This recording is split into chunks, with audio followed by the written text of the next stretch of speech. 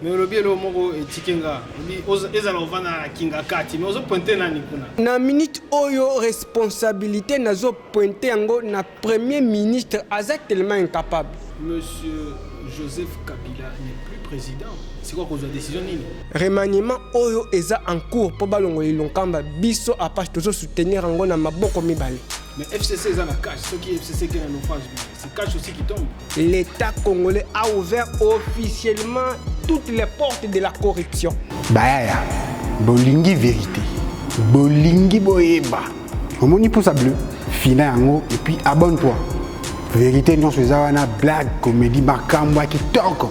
Bah j'ai la tendance, bah internet tout, beaucoup massivement. Abonnez-vous.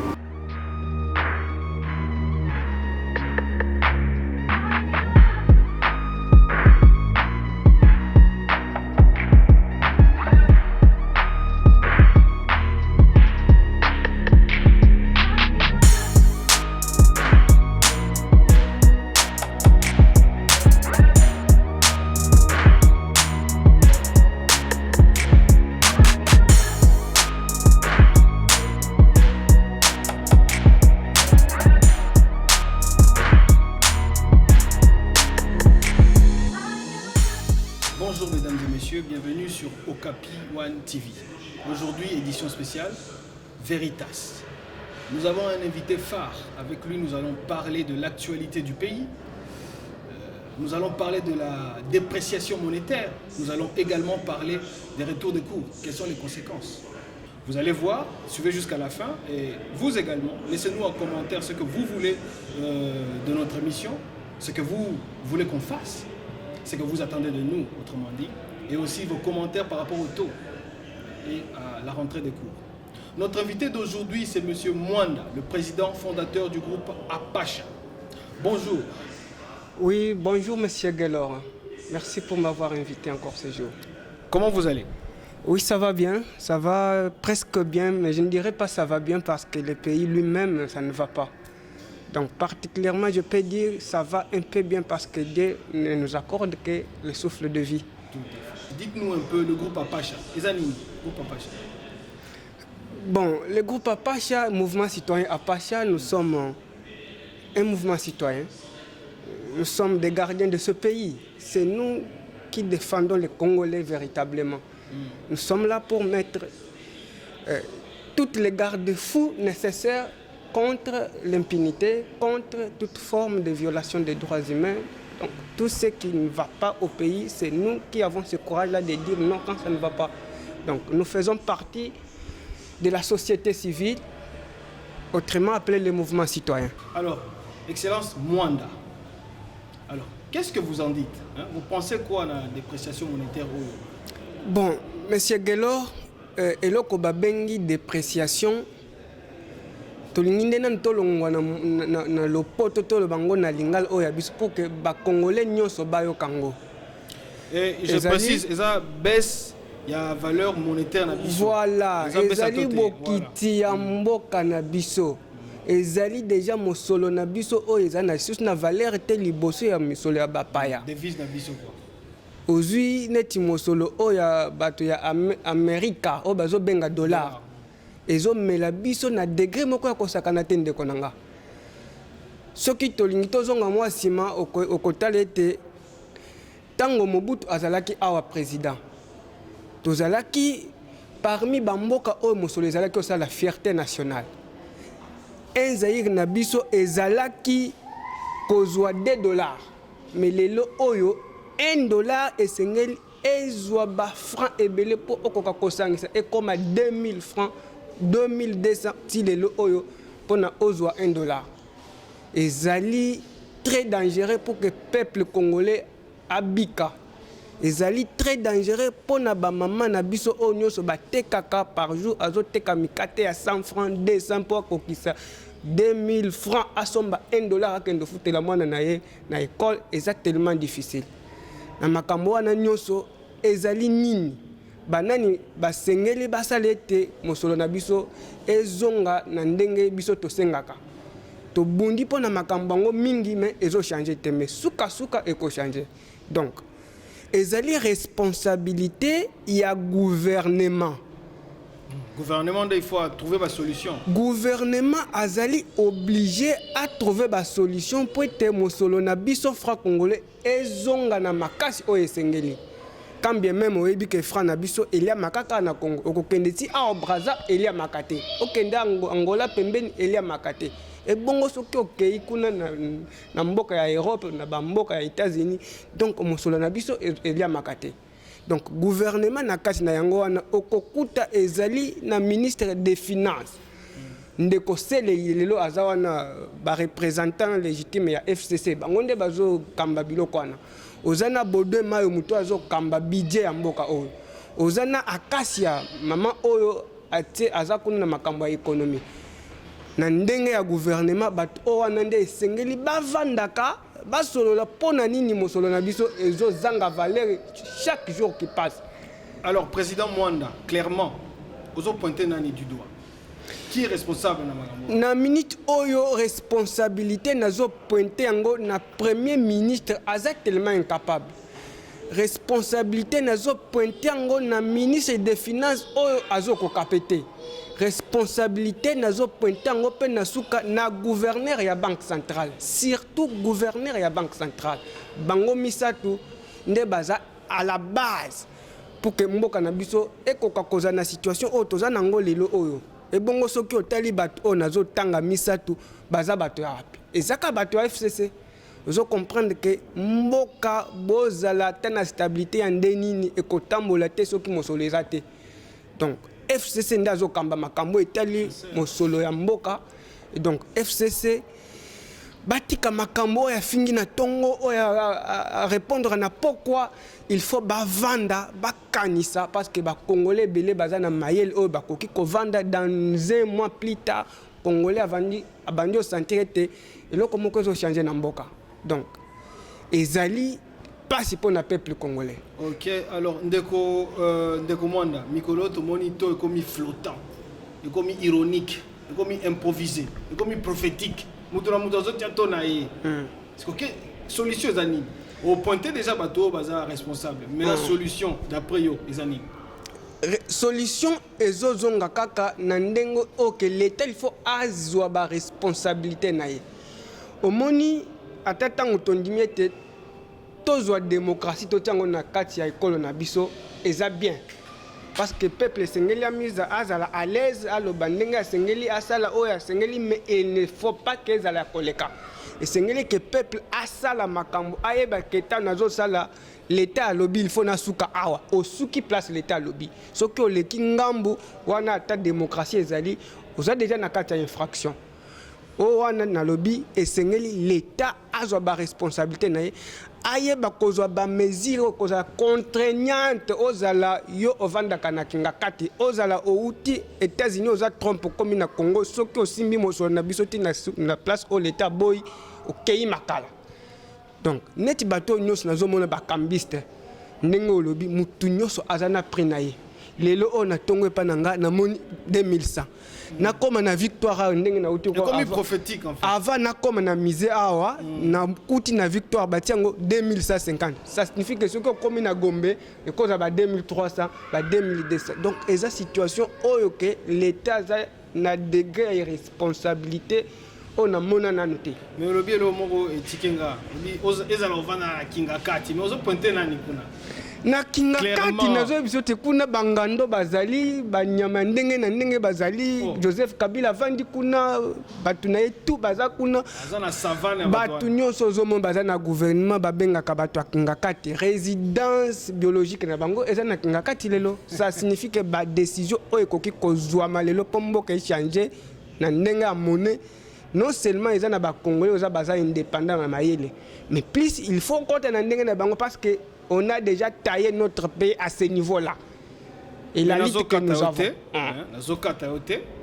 Mais il y a une décision. Monsieur Joseph Kabila n'est plus président. C'est quoi cause de la décision nini? Décision nini vraiment fazo. Omoni mutuna ozo pesangana et comme ma biso tolongwa na sujet otoza nango na mesa parce que wana soki koti débat ya Kabila na Tshisekedi je vous dis lelo oyo na yebite na nyaza likolo ya moninga peut-être légalement tokoloba Félix il faut avoir des mesures. Mais en ce que la réalité nous exige, les lots et Sengélinde Kabila y a volonté de que vous avez essayé de servir le peuple. Et bon, on va servir le peuple. Parce que nous avons kanda à taille ce qui battu na place ya Kabila au Kolobango que papa o ana koufi papa o aza président lelo. A moni si jeune garçon ana pas na degré moko ya kosakanate qui a sali 18 ans et loko moko a sali na Congo grave ça qui parce que mentalité ya congolais ezala qui déjà ezomona kama be ya Kabila et nyoso ne utwap na kati ya IDPS na kati ya fait tenti ce que o ya kufi lit na ye oui c'est vrai ça lit ya bien mais na ndenge mususu to moni to comme comprendre les lots que ça qui bongote donc ça signifie que Kabila za mutu na ba kolit na ye nyoso ba koki lelo bazo vanda badana kanda ke ndenge pe wana monsieur biso pasi mwana na ye akosimba bora mais le gouvernement paye est-ce que Félix Tshisekedi a appelé par na ye gouvernement les chefs du gouvernement Azalaka président de la République. Donc en vérité, président de la République, il y a des chefs exécutifs. On peut dire que c'est Azovan de la sujet Wanate. Azovan de la ngote parce que Azana Kati, au Vandi, boza 10, yo oza moko batu baza 9. Bakoye biso que toko sala ka élection démocratie ndenge lobby 9 est comporté yo za moko président kolekate donc conseil des ministres na botala ndenge baza plus de 60 bavandaka soki 50 lobby dossier au temps eleki démocratie emporté FCC azui eza démocratie Félix azongi sima atiki donc ndenge makambo zo tamo na mboka tant que FCC azana ba majorité na yewana supposé être préfabriqué na gouvernement na parlement mboke kotambola te parce que makambo nyonso ekobando ce consensus eza consensus c'était élection wana bazo ndima yango kaka parce que bango baza ebele bakobando zwaka kozwaka tisuka.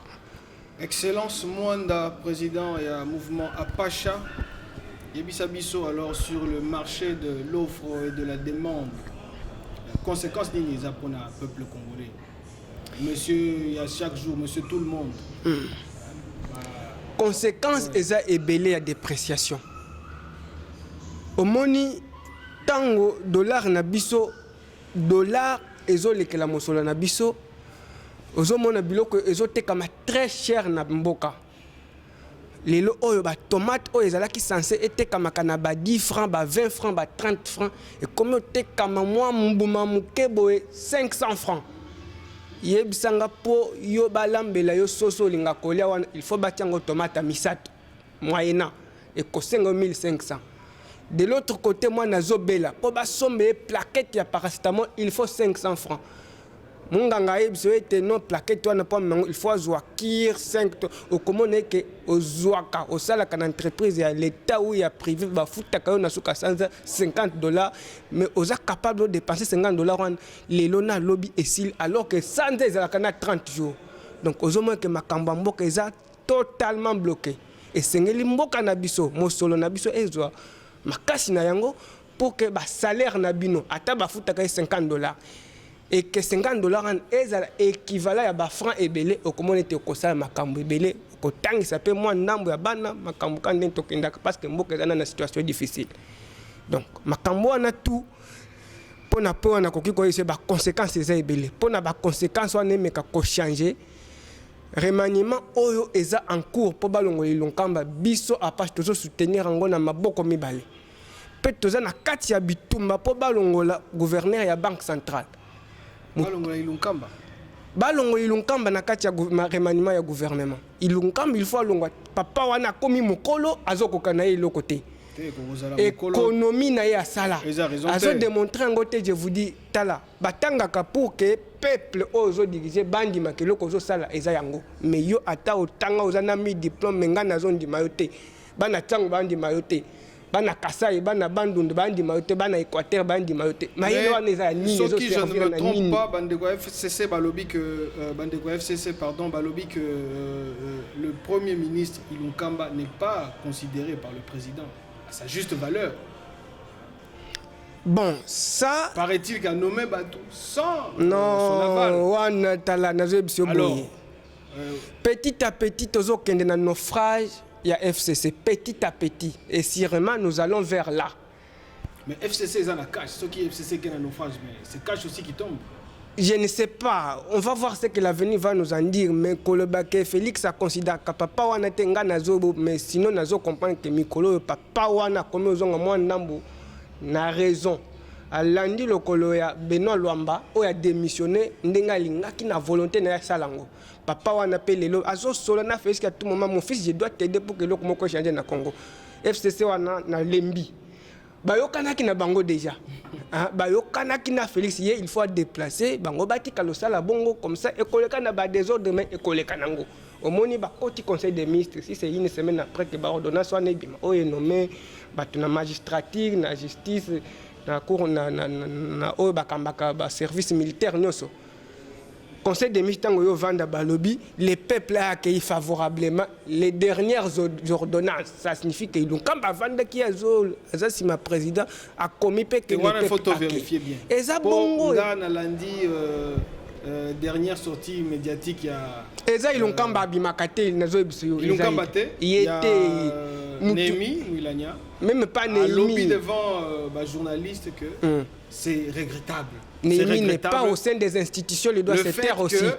Monsieur Ilunkamba se plaindre par le FCC, qui n'est pas consulté, il n'est pas consulté par le président. Ça c'est de la politique. Ilunkamba ne peut que faire ça pour se protéger là-bas. Et cause de la stratégie, c'est ça, c'est de la politique. Il ne peut que faire ça. Vous voulez qu'il puisse vous dire que non, le président on fait tout ça, mais je ne comprends pas. Il ne peut pas dire que j'ai donné ma confiance à Félix. On doit faire des choses comme je veux, comme il les veut, même ceux qui bino bolingi en côté. Il faut Félix ça la candidature ça ma kambunanko, mais Ilunkamba déjà il sait que ça la kango et pas nanga. Eketi des athées. Ok, ce qui est bien. Démission il faut Ilunkamba a démissionné. Ce qui a démissionné c'est remaniement au ezo ya wana. Ba crise eza ebele. Okomona la muka kokota FCC wana ba ndambo kokota IDPS na cash na ngonyo ba kokota. Remaniement au ezo ya ekosenga bongo. Démission Ilunkamba. Démission Ilunkamba o ekoya na ndenge Félix azo préparer yango. Mais démission à gouverneur à la Banque centrale, au biso déjà tout téléméli. Parce que donc on détient la place à Zosala na la Banque centrale.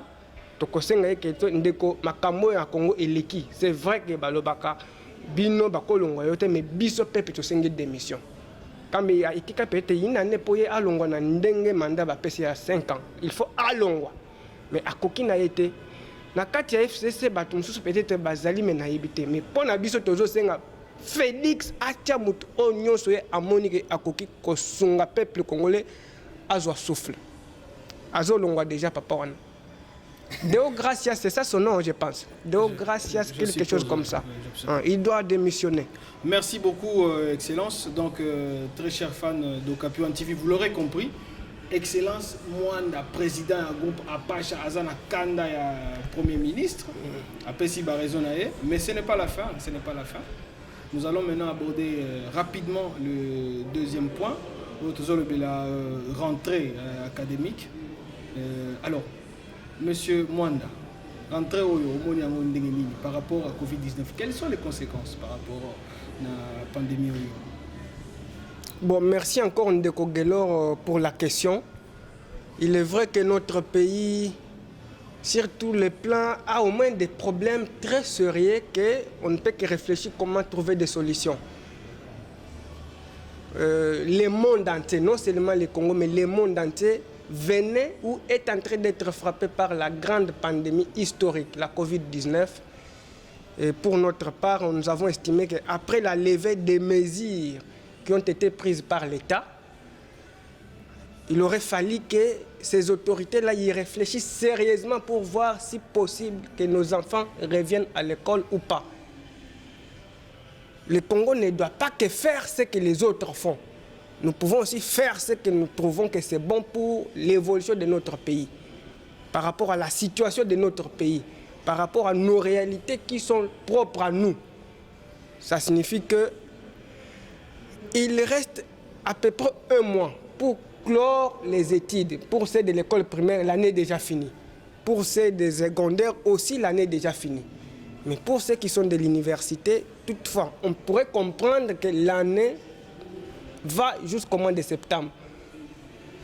Et pour ce moment, on ne pouvait pas permettre à ce que les enfants, qu'ils soient des finalistes ou non, reviennent au Congo ici.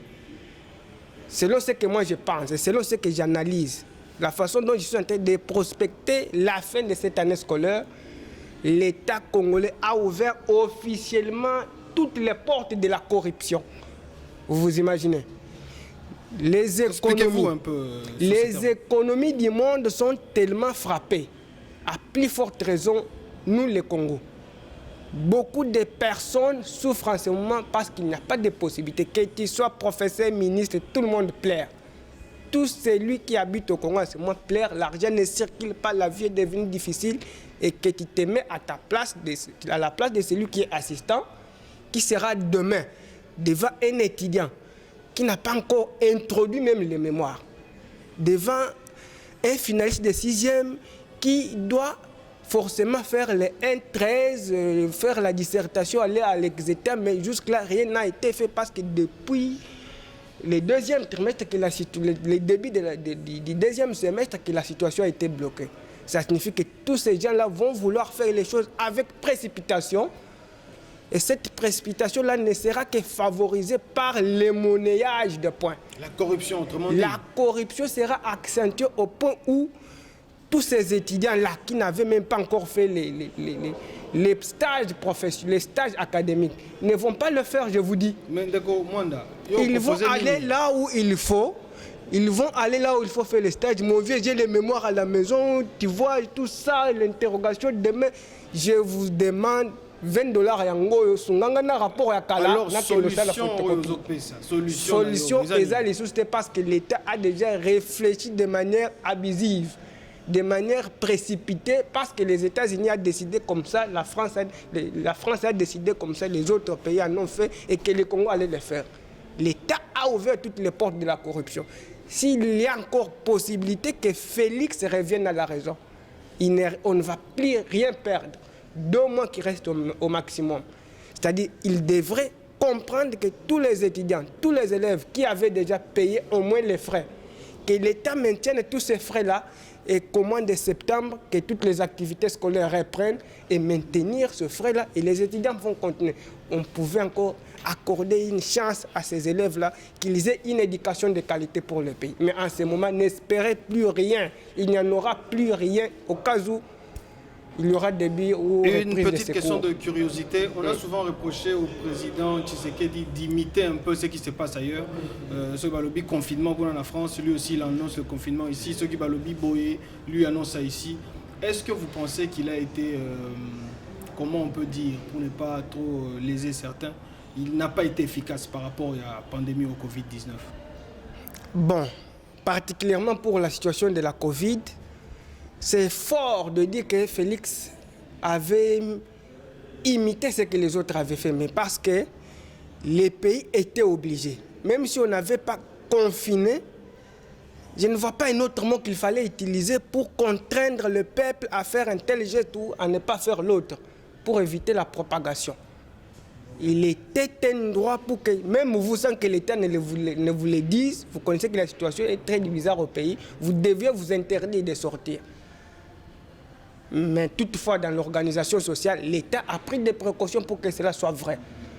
Mais il est aussi à constater que dans beaucoup de cas, Félix prend des décisions presque de façon qui sont beaucoup contredites, de façon qui sont beaucoup contredites, comme je l'ai dit, dans le sens où, vous voyez, sur le plan professionnel, l'expérience, bon, ça c'est une question qui est beaucoup discutable chez lui. Il n'en avait pas assez de maîtrise, tout ça. Il a pris déjà le temps d'apprendre, presque 1 mois, 2 mois, si c'est un homme sage. Je peux conclure qu'il a au moins déjà appris quelque chose et qu'il peut déjà commencer à décider en tant qu'un homme avec le sang, avec le courage, il décide sur les aspirations du peuple congolais. Donc, ce sont là les sujets, les problèmes qui sont liés autour de cette thématique-là, de la reprise des enseignements. Félix est devant ou est face à ses responsabilités. Il a déjà décidé la reprise. Il doit assumer aussi qu'il a déjà ouvert toutes les portes de la corruption. Parce que les enfants n'auront plus une bonne éducation à cause du temps. Bien, mesdames et messieurs, nous sommes presque à la fin de notre émission d'aujourd'hui. Mais avant, nous allons demander à l'excellence, le président du groupe Apacha, M. Mwanda, de donner son mot de la fin. Pessabi au mot de la fin par rapport à ma fan Nabiso au Okapi One TV. Bon, eloko asuka na koki oloba eke mboka na biso eza na kati ya pasi. Peuple congolais moko azo vivre ngo eza lisusu ya koyebisa ete. Mais esengeli peuple ye moko azwa makasi owana ya kotelema ka ndenge tobengisaka bango. Pona makambo etali reprise ya Bakou. Bon, nous souhaitons bonne chance à tous ceux qui sont finalistes parce qu'il paraît que Bangonde Bakozonga pour quelques temps record Basile Samakamboana. Je suis très ravi d'avoir passé encore ce jour-ci au Okapi One TV. C'est une émission qui fait tellement la fierté aujourd'hui parce qu'elle est suivie comme pas possible. Et donc, je vous invite aussi d'abonner sur Okapi One TV. C'est une chaîne qui vous donne des vraies informations, les informations des personnes qui sont dans les circuits de l'État. Ils vous disent des choses vraies.